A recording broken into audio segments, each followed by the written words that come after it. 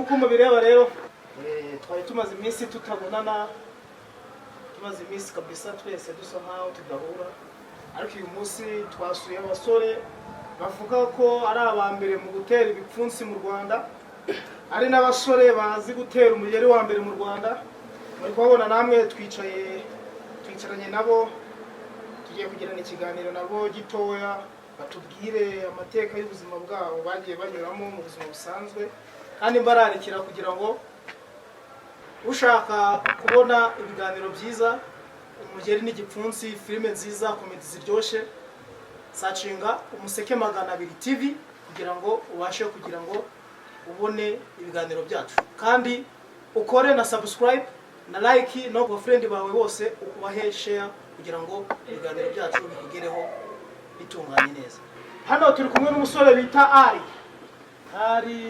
Ubundi amazina yawe yombi yitwa iki? Ni Ari Tuyishime. Bamwita Ari Tuyishime. Ari Tuyishime mu buzima bwe bwa buri munsi akora iki? Ncuruza mu isoko nyine yawe turajya nkoramo nyine. Turabona uri no ku cyawe. Nawe urabibona. None se Ari, karate wayitanga ifite imyaka ingahe? Ifite nka 18. Abantu bavuga ko ari weho umuntu wa mbere ufite igipfunsi cya mbere gihambaye kuri isi Nyagasani. Wanje. Niyo mbikora nabo barabibona. Ubwo none se muri karate wawe ufite nkiye mikandara? Uwo mukandara mfite gusa njye ntabwo nkunze gufata imikandara, ni ukujijisha nyine. Mfite umukandara witwa Noza Verite. None se Ari atubwiye ko afite umukandara wa Verite. Ari uwo nguwo kuri mu josi ko bavuga ko ari uwo mukandara wawe wa nyuma, bimeze bite? Uyu mukandara rero mperutse kuwufata nyine, ntabwo warashirikiye nyine n'ejo bundi. Okay. None se Ari, wigeze ukora kumbaho gatoya wenda mugiye muri competition cyangwa se muri mumiyeko runaka mbere yuko Covid iza kumaza yaba wigeze ukoraho amarushanwa? Narabikunze kubikora cyane. Ko nyine nabikunda cyane. Niyo tugiye gukora ibyo tumaze twakora. Okay. Ari ufite umugore, ufite umwana, tubwire. Nta mugore mfite, ariko hari igihe umuntu ashabika. Umugore mfite agapeti nyine tu. Okay. None se Ari mu buzima bwawe ubundi bwa buri munsi ukunda iki? Ikintu nkunda cyane ni siporo. Ari ngakunda siporo.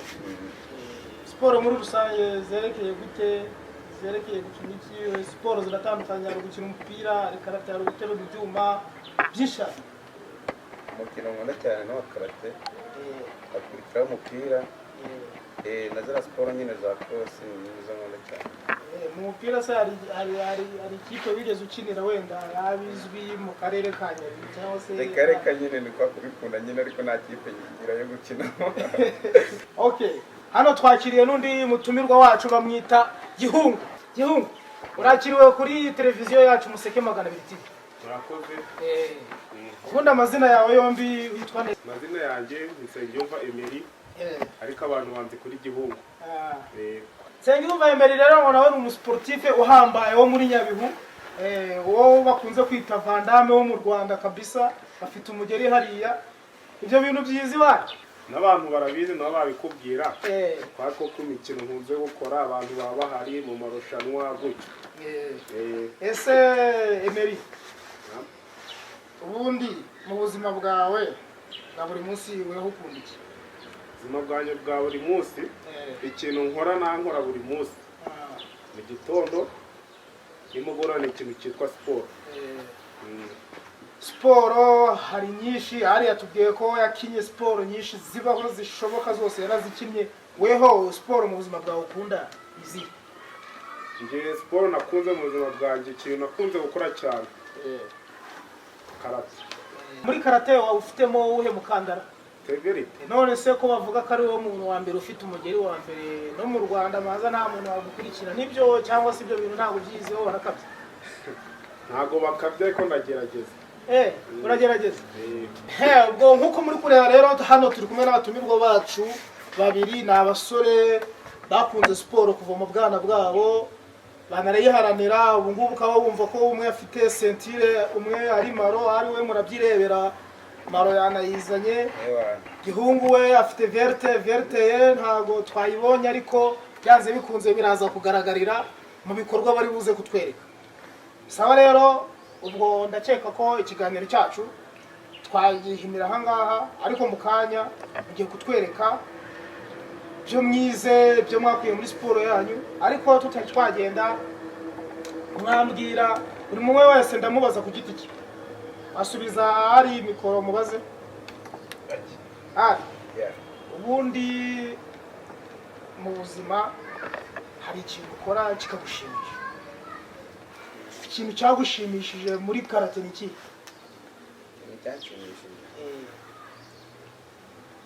Icyanshimishije muri karate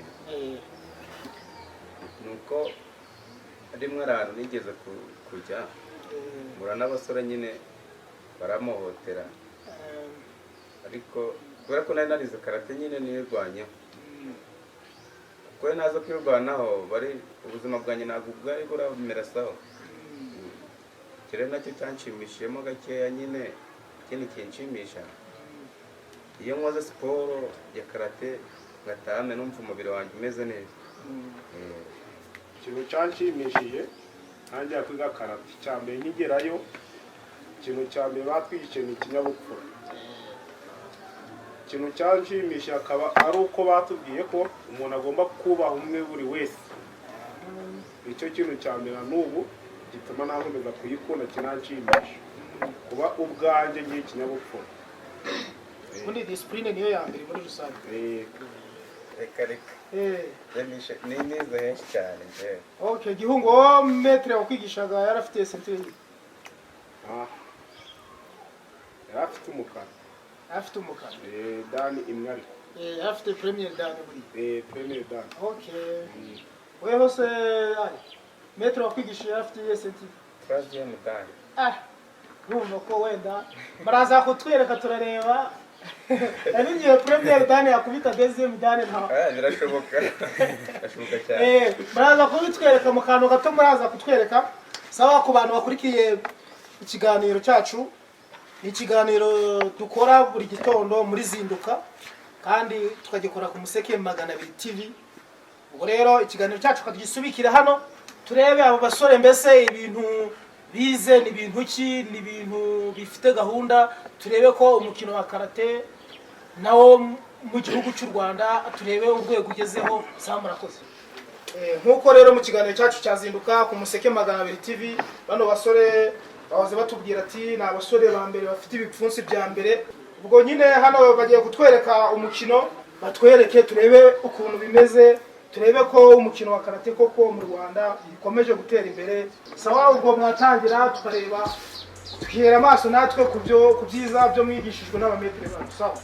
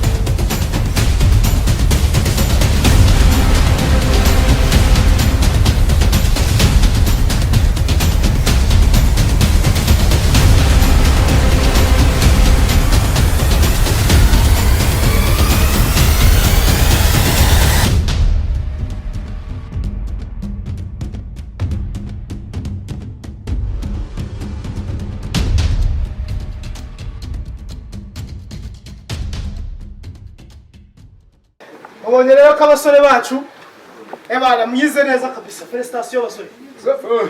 Kabisa mwize neza mukomereza aho ngaho mubonye ko badukiniye umukino mwiza baracyafite imbaraga kandi muri kubona ko ari n'abasore bafite discipline nta bintu byo kubabazanya bakina umukino mwiza bereka abanyarwanda muri rusange ko mu gihe ufite ikibazo wenda